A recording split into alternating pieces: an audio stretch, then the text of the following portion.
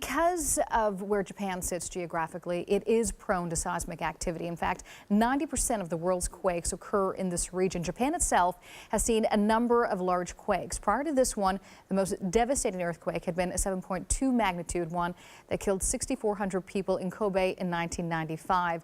Our executive producer, Jason Keel, was living in Japan at the time of the Kobe quake and joins me now to compare the catastrophes and what the country has since learned. Now, Jason, I know Japan took a lot of criticism when the Kobe quake struck on how it responded. Can you explain why? Well, good evening, Carolyn.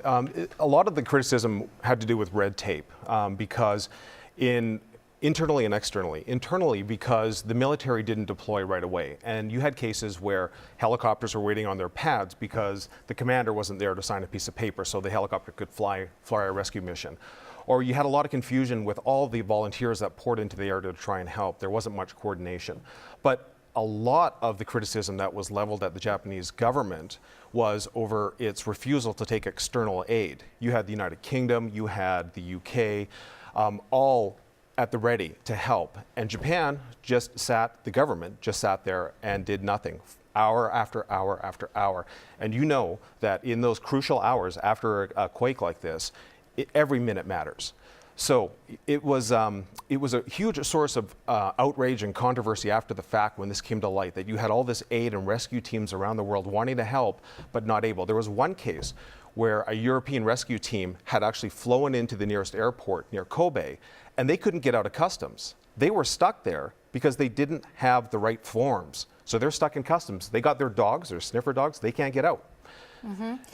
Now, we're talking about you only really learn from those lessons if once another catastrophe strikes and you see changes, in fact, have been made. Right. Watching this disaster, having been through the last one, right, have changes been made?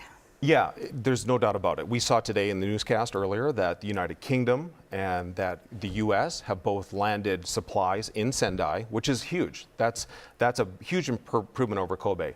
So that instinct not to make a decision, which kind of it's part of Japanese culture in a way that decision making is kind of done on consensus. But what they learned from Kobe is we got to make a decision right now. We got to go. And so this time it was much more, instantaneous. And so you saw helicopters from flying off a U.S. warcraft dropping supplies in Sendai today, which is a huge improvement over Kobe. There was structural changes. There's rubber blocks now put under overpasses and bridges. And I can tell you from my time there that after the Kobe earthquake, the number of drills and how seriously people took them was totally ramped up. So it's not a drill in Japan, and we saw clear evidence of that with Kobe and with the Sendai earthquake.